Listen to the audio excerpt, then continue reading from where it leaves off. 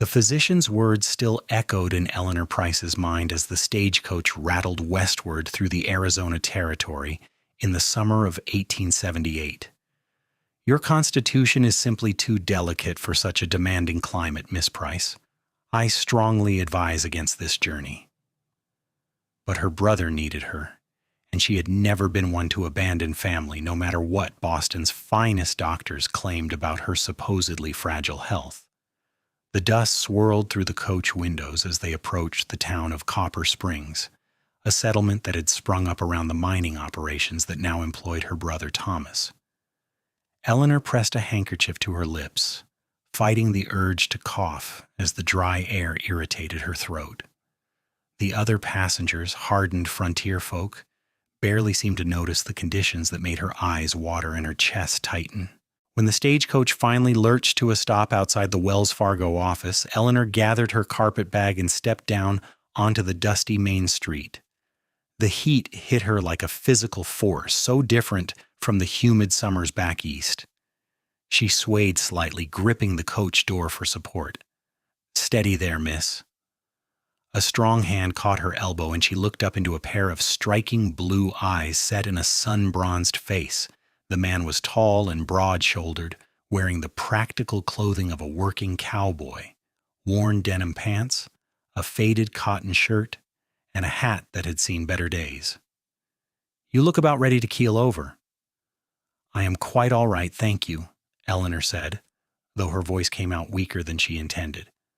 The world tilted slightly, and those strong hands gripped both her arms now, holding her upright. "No, you are not." His voice was firm but not unkind. "When did you last eat or drink water?" Eleanor tried to remember. She had been too nervous to eat much at the last way station, and the water had tasted of metal and minerals. "This morning, I believe." The cowboy muttered something under his breath and guided her toward the shade of the nearest building. "Sit," he commanded, easing her onto a bench. "Do not move." He disappeared before she could protest, returning moments later with a canteen and what appeared to be a wrapped sandwich. "Drink slowly. The altitude here takes some getting used to, and you look like you have come from sea level." "Boston," Eleanor admitted, taking a tentative sip. The water was warm but clean. "I am looking for my brother, Thomas Price. He works at the mine." Something flickered across the cowboy's face, an expression she could not quite read. "Thomas Price is your brother?" "Yes. Do you know him?" Hope lifted her voice. The man settled onto the bench beside her, maintaining a respectful distance. "I do. I am Caleb Morrison. I work the cattle that supply beef to the mining camp." He paused, seeming to choose his words carefully. "Your brother has spoken of you often. He will be glad you have arrived safely." There was something he was not saying, but before Eleanor could press him, a commotion drew their attention. A man stumbled out of the saloon across the street, clearly intoxicated despite the early hour. He lurched toward them, and Eleanor instinctively drew back. Caleb stood smoothly, positioning himself between her and the drunk. "Move along, Pete." "That is Price's sister," the drunk slurred, squinting at Eleanor. "Tommy said she was coming. Awful pretty for someone who's supposed to be dying." Eleanor felt the blood drain from her face. "Dying? I am not dying." Caleb's jaw tightened. "Go sleep it off, Pete, now." The drunk wandered away, still muttering, and Caleb turned back to Eleanor with an apologetic expression. "Your brother worries about you. He may have exaggerated your condition to some of the men." "My condition," Eleanor said slowly, "is that I had pneumonia last winter. Yes, it was serious, and yes, the recovery took time, but I am not some porcelain doll who will shatter at the first sign of hardship." Even as she said it, she felt another cough building in her chest and had to turn away to muffle it in her handkerchief. When she looked back, Caleb was watching her with an unreadable expression. "You should not be here," he said quietly. "This is not a place for someone with weak lungs. The dust alone will make you miserable, not to mention the heat, the cold nights, the physical demands of just existing out here." Eleanor lifted her chin, a gesture that had served her well in countless arguments with her overprotective parents. Then I shall simply have to adapt, Mr. Morrison. My brother needs me, and I will not abandon him based on speculation about my supposed frailty." A slow smile spread across Caleb's face, transforming his serious features into something altogether more appealing. "You have spirit. I will give you that." He stood, offering his hand to help her up. "Come on, I will take you to your brother. He's working at the mine office today doing bookkeeping." The owner realized Thomas had a head for numbers. As they walked down the main street, Eleanor tried to take in her new surroundings. Copper Springs was rough and unfinished, a far cry from Boston's established elegance. Buildings of raw lumber stood beside canvas tents. The street was a river of dust, churned up by horses, wagons, and foot traffic. Men far outnumbered women, and the few ladies she saw looked weathered and capable, nothing like the society women she had grown up among. "It is different than you expected," Caleb observed, matching his longer stride to her slower pace. "Everything is different than I expected," Eleanor admitted, "but that does not mean it is wrong. Just different." They found Thomas in a small office attached to the main mining operation. When he looked up and saw Eleanor, his face went through a series of emotions: joy, relief, worry, and finally resignation. He pulled her into a tight embrace. "Ellie, you actually came. I half thought Mother and Father would lock you in your room rather than let you make this journey." "They tried," Eleanor said dryly. "But I am 22 years old, Thomas, and I make my own decisions. Besides, your letters sounded increasingly desperate. You needed help with the household, and I am here to provide it." Thomas glanced at Caleb, who leaned against the doorframe with his arms crossed. "I see you have met Morrison. He is the most reliable man in Copper Springs, which is saying something in a town like this." "I found her nearly collapsing outside the stagecoach office, Green," Caleb said. "She needs food, rest, and time to acclimate. Not necessarily in that order." "I am standing right here," Eleanor said sharply, "and I would appreciate not being discussed as though I were a child or an invalid." Both men looked chagrined, and Thomas squeezed her shoulder. "You are right. I apologize. It is just that seeing you here in this place, after everything you went through last winter—" He trailed off, shaking his head. "Come on, let me show you the house. It is not much, but it is clean and sturdy." The house was indeed small, a simple 2-room structure with a kitchen area and a sleeping loft. Thomas had clearly been living like a bachelor with minimal furniture and no decorative touches, but the roof looked sound, and when Eleanor checked the stove, she found it in working order. "I will take the loft," Thomas said. "You can have the main room for privacy. I know it is not what you are accustomed to." Eleanor set down her carpet bag and looked around with a practical eye. "It has good bones. With some work, it will be quite comfortable.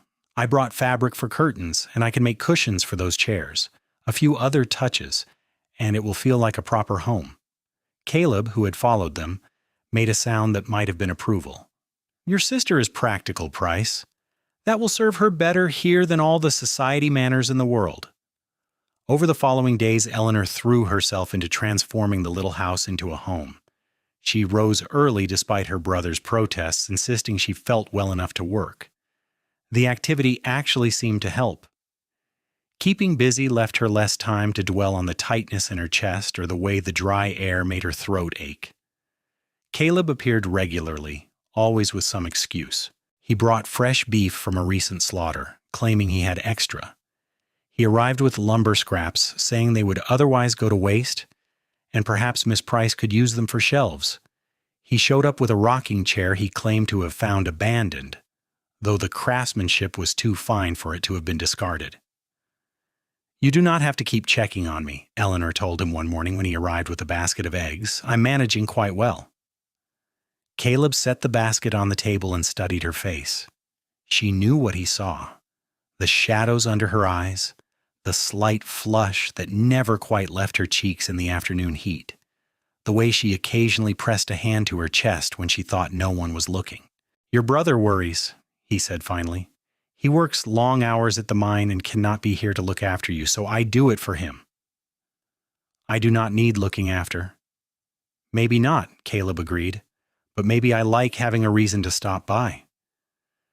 The admission hung in the air between them, unexpected and charged with possibility. Eleanor felt her heart beat faster and not from any respiratory distress. "Mr. Morrison." "Caleb, please." "Caleb," she amended, tasting his name. "I appreciate your kindness, truly, but I think we both know I am not suited for this life. My brother needs me now, but eventually I will have to return east. I cannot build a life here." "Why not?" The question was direct, challenging. "Because some Boston doctor said you are too frail? Because your family convinced you that you are breakable?" "Because I am not strong enough," Eleanor said, and was horrified to feel tears prick her eyes. "I can barely walk to the general store without losing my breath. I cough every night. I feel dizzy in the heat and shaky by evening. These are not imagined weaknesses, Caleb. They are real." He moved closer, and she caught the scent of leather and sage and sunshine. "Then I will be strong enough for both of us," he said quietly, "if you will let me." Eleanor stared at him, stunned. "You barely know me." "I know you are brave. I know you traveled halfway across the country because your brother needed you despite everyone telling you not to. I know you work yourself to exhaustion fixing up that house because you want Thomas to have a real home. I know you have a sharp wit and a stubborn streak a mile wide." He smiled slightly. "And I know that when you smile, really smile, it is the prettiest thing I have ever seen." "That is absurd," Eleanor whispered, but she did not pull away when he reached out to tuck a loose strand of hair behind her ear. "Maybe, but that does not make it untrue." He stepped back, giving her space. "I am not asking you to marry me tomorrow, Eleanor. I am just asking you to consider that maybe, just maybe, you are stronger than everyone has told you, and that maybe the right person could help you be even stronger." He left before she could formulate a response, which was probably fortunate because her thoughts were in complete chaos.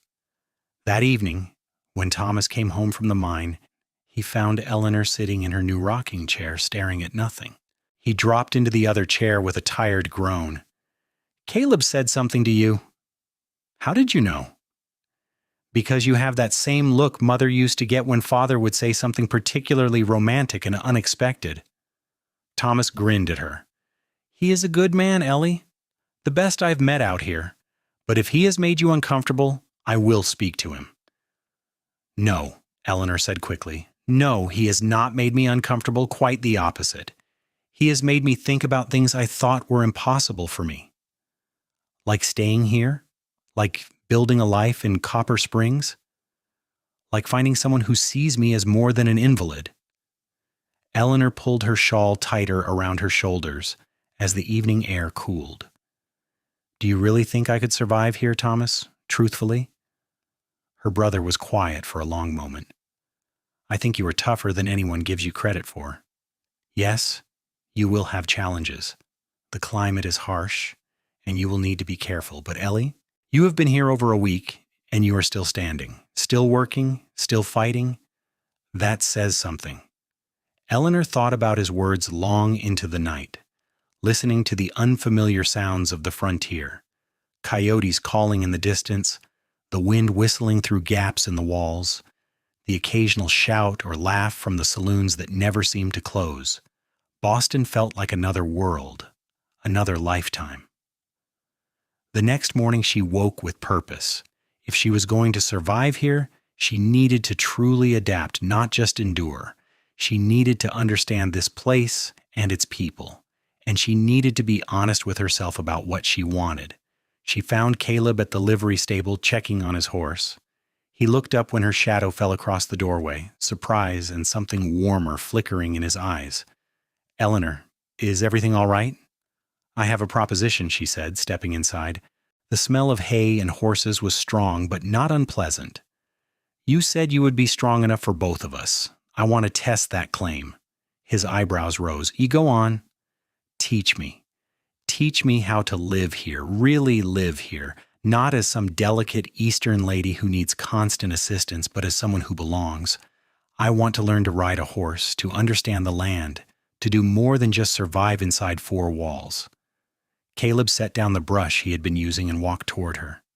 "That will not be easy. It will push you, possibly make you uncomfortable, definitely exhaust you. I know.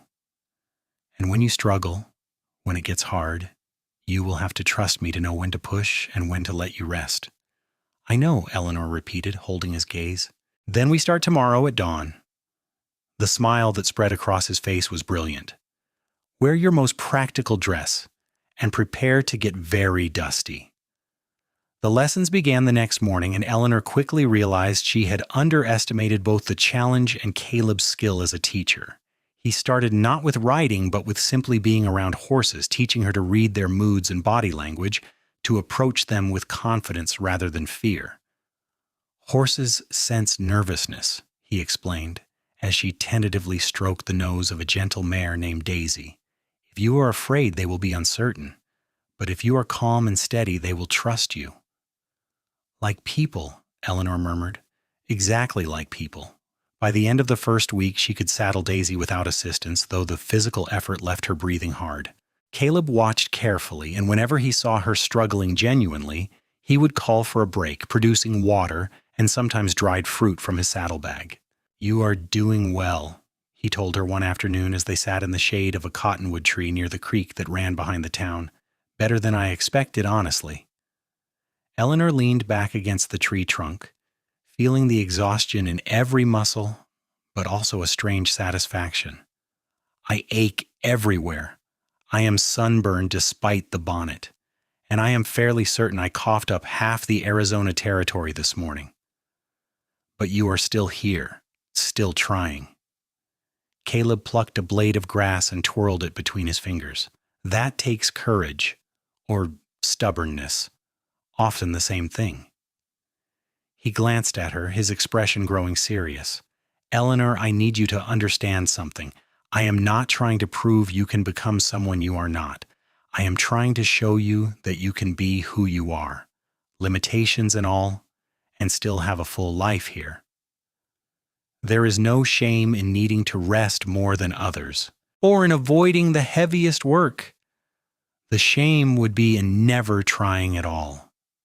His words touched something deep inside her, a knot of fear and inadequacy she had carried for so long. My whole life, people have told me what I cannot do, she said softly. My parents, the doctors, even well-meaning friends. After a while, I started to believe them. I started to think I was nothing but my illness, my weakness. You are so much more than that. Caleb shifted closer, not quite touching, but near enough that she could feel the warmth of him. You are sharp-minded and kind-hearted. You make your brother's rough little house feel like a home. You face each challenge I set for you without complaint, even when I can see how hard it is. You are remarkable, Eleanor Price, and I find myself falling for you a little more each day. Eleanor's breath caught, and for once it had nothing to do with her lungs. Caleb, I cannot make you promises. I do not know if I can truly stay here long term. I do not know if my health will hold up when winter comes, or if... He silenced her with a gentle finger against her lips. I am not asking for promises. I am asking for right now. Today, tomorrow, however many days you can give me. And if that ends up being forever, well, that would suit me just fine. When he kissed her, it was soft and sweet and full of possibility. Eleanor leaned into him, feeling something tight and fearful in her chest finally begin to loosen. Not her breathing problems, but the emotional constriction that had held her back for so long. They continued the lessons, expanding beyond horses to other practical skills. Caleb taught her to shoot, starting with a small pistol that did not have too much recoil. The first time she hit the target, his whoop of celebration made her laugh so hard she had to sit down. He showed her which plants were safe to eat and which to avoid, how to read the sky for coming weather, how to navigate by the stars. She absorbed it all hungrily, realizing that knowledge was its own kind of strength. In turn, she taught him things he had never learned. She read to him in the evenings from the books she had brought from Boston, opening up worlds of literature and poetry. She showed him how to write letters with proper grammar, something he had always been self-conscious about. They talked for hours about everything and nothing, building a foundation of genuine friendship beneath the growing romance. Thomas watched their courtship with approval and occasional amusement. "You two are like fire and air," he told Eleanor one Sunday. "Caleb grounds you, but you make him burn brighter." "That is surprisingly poetic for someone who works with numbers all day," Eleanor teased. "I contain multitudes." Thomas grinned, then grew more serious. "Truly, Ellie, I have never seen you this happy, not even before you got sick. It is as though you have finally found where you belong." Eleanor considered that as she went about her daily tasks. Did she belong here? The question would have seemed absurd 3 months ago, but now she was not so sure. Yes, the climate was challenging. Yes, she still had difficult days when breathing felt like work and her energy flagged by mid-afternoon. But she also had purpose, community, and most importantly, love. Caleb had become as essential to her as air. He appeared every morning to check on her, often bringing some small gift. Wildflowers, an interesting rock, once a perfectly intact bird's nest that had fallen from a tree. They spent their evenings together, sometimes with Thomas, but increasingly on their own, sitting on the porch of the little house and watching the sun paint the desert in shades of gold and crimson. "I need to tell you something," Caleb said one evening in late September. The air had begun to cool, hinting at the winter to come. "I have been saving money. I have almost enough to buy my own land to start my own ranch rather than just working for others." Eleanor's heart squeezed. "Caleb, that is wonderful." "I want you to see it before I make the final decision. It is about 5 miles north of here, in a valley with good water and grass. There is even a stand of trees, which is rare out here. I am thinking I could build a house there. A real house with multiple rooms and glass windows and everything proper." He turned to face her fully, taking both her hands in his. "I am thinking I could build a house for a wife, for a family, if I could find the right woman to share it with." Eleanor felt tears prick her eyes. "Caleb, are you asking you to marry me?" "Yes. Yes, I am." His voice was steady, but his hands trembled slightly. "I know it is fast. I know you might say no. But Eleanor, I love you. I love your courage and your kindness and the way you refuse to let anything defeat you. I love how you make me want to be better, do better, build something lasting. I love you, and I want to spend the rest of my life proving that you are strong enough for this life, that we are strong enough together." "Yes," Eleanor said, the word coming out as half laugh, half sob. "Yes, of course, yes." Caleb pulled her into his arms, holding her as though she were precious and unbreakable and absolutely everything. When he kissed her this time, it was with the passion of promises and permanence, a seal on the future they would build together. They were married 6 weeks later in a simple ceremony at the small church that served Copper Springs. Thomas gave her away, pride and happiness evident on his face.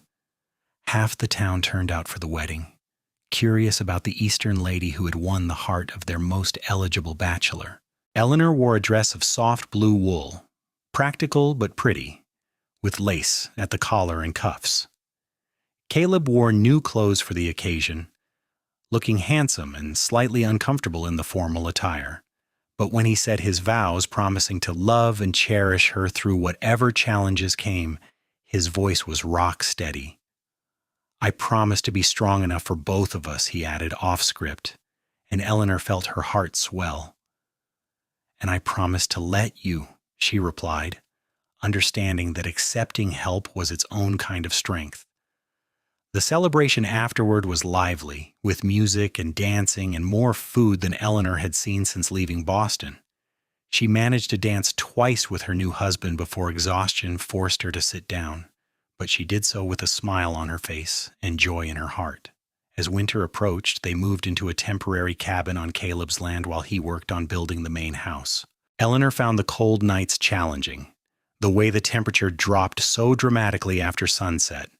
But Caleb had prepared well, with thick walls and a good stove, plenty of firewood, and warm blankets. "How is your breathing?" he asked her regularly, watching for signs of distress. Some days better than others, she admitted. The cold makes it harder. But Caleb, I am managing. Truly.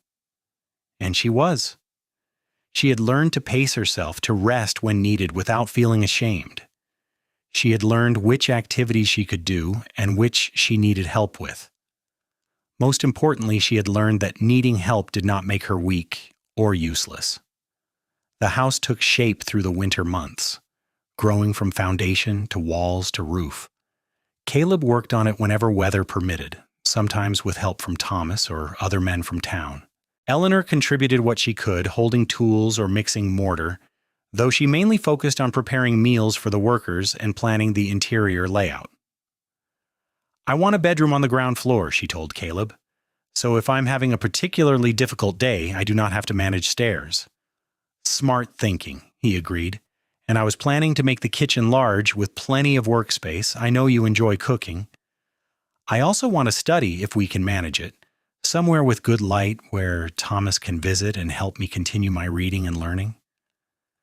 Caleb pulled her close, kissing the top of her head. We will make it exactly as you want it. This is your home, Eleanor. Our home. Spring arrived with a burst of wildflowers that transformed the desert into a carpet of color. The house was finished enough to move into, though interior work remained. Eleanor walked through the rooms with wonder, touching the smooth, planed wood, running her hands over the glass windows that Caleb had ordered from Santa Fe at considerable expense. It is perfect, she breathed. Absolutely perfect. Not yet, Caleb said, but it will be. We will make it perfect together. They settled into married life with the ease of people who genuinely enjoyed each other's company. Caleb continued his ranching work, building his herd slowly but steadily.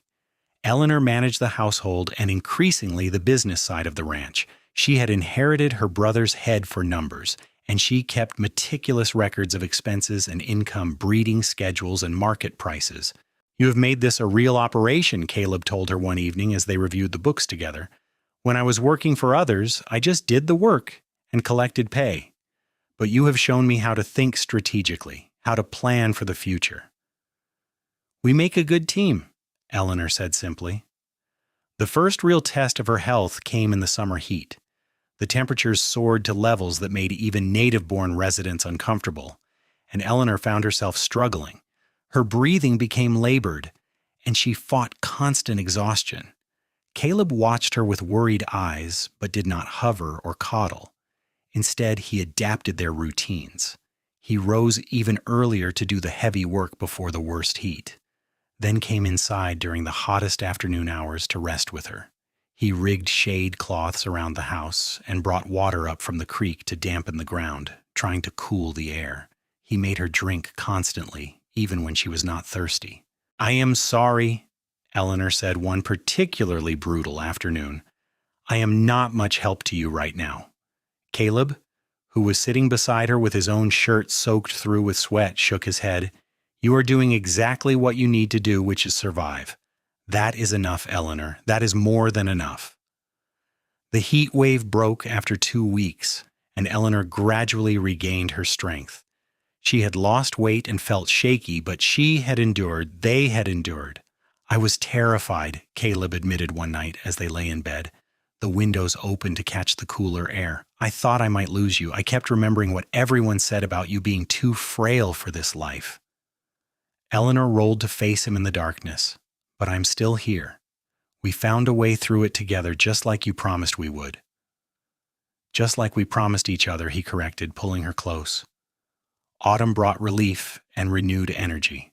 Eleanor threw herself into preserving food for the coming winter, canning vegetables and fruits, drying meat, storing potatoes and squash in the root cellar Caleb had dug. Thomas visited regularly, and the three of them would share meals and conversation, building the kind of family bonds that Eleanor had missed. In November, Eleanor realized she had been in Arizona for over a year. She had survived a full cycle of seasons, from summer heat to winter cold and back again.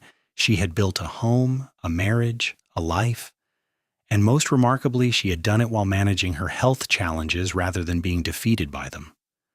I think I am actually thriving, she told Caleb one morning as they watched the sunrise paint the valley in rose and gold. Not just surviving, but truly thriving. I never doubted it, he said, though they both knew that was not entirely true. They had both had doubts, both faced fears, but they had faced them together. In the spring of 1880, Eleanor discovered she was pregnant. The news filled her with joy and terror in equal measure. Caleb's reaction was similar, his excitement tempered by concern for her health. Women with stronger constitutions than mine have died in childbirth, Eleanor said, voicing the fear they both carried. Out here, so far from proper medical care? Then we will bring medical care here, Caleb said firmly. There is a midwife in Tucson with an excellent reputation. I will pay whatever it takes to have her here for the birth. And if you need a doctor as well, we will arrange that too. True to his word, Caleb spared no expense in preparing for the baby's arrival. He converted their study into a nursery, building a cradle with his own hands. He corresponded with the midwife, Mrs. Chen, who agreed to come and stay for a month around the due date. He even ordered medical supplies from a catalog, wanting to be prepared for any eventuality. Eleanor's pregnancy was not easy. She tired quickly and had difficulty catching her breath as the baby grew and pressed against her lungs, but she was careful and diligent, following Mrs. Chen's advance advice that arrived by letter. She rested often, ate well, and tried not to let fear overshadow the joy of the life growing inside her. Thomas visited more frequently, clearly worried about his sister but trying not to show it. He had been promoted again at the mine and was now the head bookkeeper, a position that gave him more flexibility to check on Eleanor. You're going to be a wonderful mother, he told her one afternoon as they sat together on the porch. This baby is lucky to have you. I hope I am strong enough, Eleanor admitted, not just for the birth, but for everything that comes after. A child needs so much. And you have so much to give. You and Caleb both. Thomas squeezed her hand. That baby will grow up surrounded by love and the kind of courage that most people never develop. You have already given them a precious gift just by being who you are. Mrs. Chen arrived in early September, a competent woman in her 50s who had delivered hundreds of babies. She examined Eleanor thoroughly and pronounced her fit for a natural birth, though she cautioned that they needed to be prepared for complications. Your lungs are your weakness, Mrs. Chen said frankly. Labor is physically demanding. You will need to be smart about conserving your energy and letting your body work without fighting it. Eleanor went into labor on a cool September evening, just as the first stars were appearing in the sky. The labor was long and difficult, testing every bit of strength she possessed. Caleb stayed with her throughout, holding her hand, supporting her weight when she needed to walk, whispering encouragement in her ear. You can do this, Shitos. He told her again and again, you are the strongest person I know. You can do this. And somehow she did. As dawn broke on a new day, their son entered the world with a lusty cry that Eleanor found absolutely beautiful. Mrs. Chen placed the baby in her arms, and Eleanor looked down at the tiny face, feeling a love so fierce it almost frightened her. He is perfect, she whispered. Caleb, tears streaming down his face, touched one finger to his son's tiny hand. He is everything. You are everything. Eleanor, you are absolutely incredible. They named him Daniel Thomas Morrison, honoring both Caleb's father and Eleanor's brother. Daniel was a healthy baby with strong lungs and his father's blue eyes. He nursed well and grew steadily, filling the house with baby sounds that made it feel even more like a home. Eleanor's recovery was slower than she would have liked, but Mrs. Chen had warned her about that. She rested as much as a new mother could, accepting help from Caleb and from the neighbors who came to visit and brought food and supplies. The community that had once seemed so foreign now felt like family. You did it, Caleb told her one night as they lay in bed with Daniel sleeping in his cradle nearby. You proved everyone wrong. You built a life here, had a baby, created a home. You are remarkable. We did it, Eleanor corrected. I could not have done any of this without you. You kept your promise, Caleb. You were strong enough for both of us until I could find my own strength. And now? Eleanor smiled in the darkness. Now I am strong enough to stand beside you. We will face whatever comes next together, as partners. The years that followed were full and rich. The ranch prospered as Caleb's reputation for quality cattle grew. Eleanor managed the business side with increasing skill, and she began keeping detailed records of breeding lines and animal health that proved invaluable. She also started teaching some of the ranch hands to read and write using the skills she had developed back in Boston. Daniel grew into a lively, curious boy who loved following his father around the ranch. When he was 3, Eleanor discovered she was pregnant again. This pregnancy was easier than the first, perhaps because she knew what to expect, perhaps because her body had adapted even more to the demands of frontier life. Their daughter arrived in the spring of 1884, a tiny thing with Eleanor's dark hair and a temperament that suggested she would be every bit as stubborn as her mother. They named her Rose, after the wild roses that grew along the creek each summer. Thomas had married by then, a widow named Sarah who worked at the general store. They had settled in Copper Springs, and the two families visited frequently, creating a network of love and support that enriched all their lives. Eleanor continued to have difficult days, times when her lungs struggled or her energy flagged. But they were just that, difficult days, not insurmountable obstacles. She had learned to work within her limitations without being defined by them. She had learned that strength came in many forms. One evening, as they sat on their porch watching Daniel chase fireflies while Rose slept in Eleanor's arms, Caleb reflected on how far they had come. "Do you remember that first day when I caught you nearly fainting outside the stagecoach?" he asked. Eleanor laughed softly. "I thought you were just another person who saw me as weak and helpless." "I saw someone who needed help in that moment, but I also saw someone who had traveled across the country despite everyone telling her not to. That takes a special kind of strength." He reached over to take her free hand. "I am glad you stayed. I am glad you took a chance on me, on this life, on us. I am glad I found someone who believed I could be more than my limitations, who saw possibilities where everyone else saw only obstacles." Eleanor squeezed his hand. "You gave me the courage to try, Caleb, and then you gave me the support I needed to succeed." "We gave that to each other," he said firmly. "This life we have built, this family, this home, it is because of both of us, together." As the stars emerged overhead and the desert air cooled, Eleanor felt a profound sense of contentment. Yes, she still had health challenges. Yes, there were things she could not do that others found easy. But she had built a life of meaning and purpose and deep love. She had proven that being frail in some ways did not mean being weak in the ways that mattered most. She thought back to those Boston doctors who had advised against this journey, to her worried parents who had begged her to stay in the safety of the East. They had meant well, had genuinely believed they were protecting her. But they had underestimated her, had seen only her physical limitations and not her spirit. Caleb had seen her spirit first. He had recognized her strength before she fully recognized it herself. And by believing in her, he had helped her become the person she was always meant to be. "What are you thinking?" Caleb asked, noticing her thoughtful expression. "I am thinking about how grateful I am for stubbornness," Eleanor said with a smile. "Mine, for insisting on making this journey. Yours, for refusing to give up on me even when things were difficult. Ours together, for building this life against all expectations." Caleb laughed, the sound warm and rich in the evening air. "To stubbornness, then. May we never lose it." As the years continued to pass, the Morrison Ranch became one of the most successful in the territory. Caleb's cattle were sought after for their quality, and Eleanor's business acumen ensured they always got fair prices.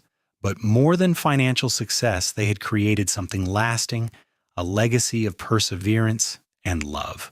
Daniel grew into a responsible young man who shared his father's way with animals and his mother's intelligence.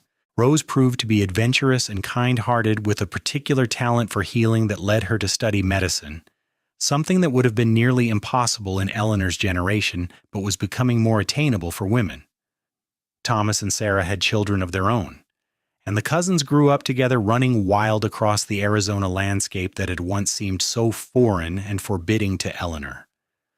Family gatherings were loud and joyful, filled with laughter and stories and the kind of deep connection that comes from facing challenges together. Eleanor's health remained variable. Some years were better than others, some seasons more challenging, but she had learned to listen to her body, to rest when needed, and push when possible. She had also become something of an advocate for others with health challenges, helping them understand that limitations did not mean life had to be limited. On their 10th anniversary, Caleb surprised Eleanor with a trip to Santa Fe. It was a major undertaking, requiring careful planning to ensure she had everything she might need for her health. But it was worth it to see her face light up at the city's beauty, its art and culture and sophistication. "Do you ever miss Boston?" Caleb asked as they strolled through the plaza. "The society, the culture, all the things you left behind?" Eleanor considered the question seriously. "Sometimes I miss certain things, the libraries, the concerts, the ability to have conversations about literature and philosophy with like-minded people. But I do not miss the life I would have had there. I would have been an invalid, Caleb, treated as fragile and kept away from anything demanding. Here, I am a full person, a wife, a mother, a businesswoman, a member of a community. I am more in Arizona than I ever could have been in Boston." "No regrets, then?" "Not a single one." She smiled up at him. "You gave me a life worth living, Caleb. You saw me as I could be, not as I was told I had to be. That is the greatest gift anyone ever gave me."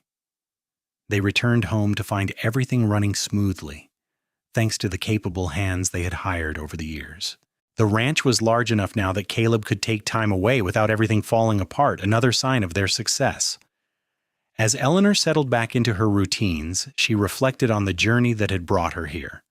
From that first day, stepping off the stagecoach into a world so different from everything she knew, to now, standing in her own home surrounded by the life she had built, it seemed like both a lifetime and the blink of an eye. She thought about all the people who had told her she was too frail for frontier life. They had meant well, had genuinely believed they were protecting her, but they had been wrong.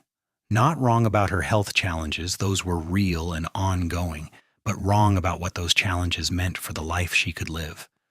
With the right support, with someone who believed in her and was willing to be strong when she could not be, she had accomplished things those doctors and advisors would have thought impossible.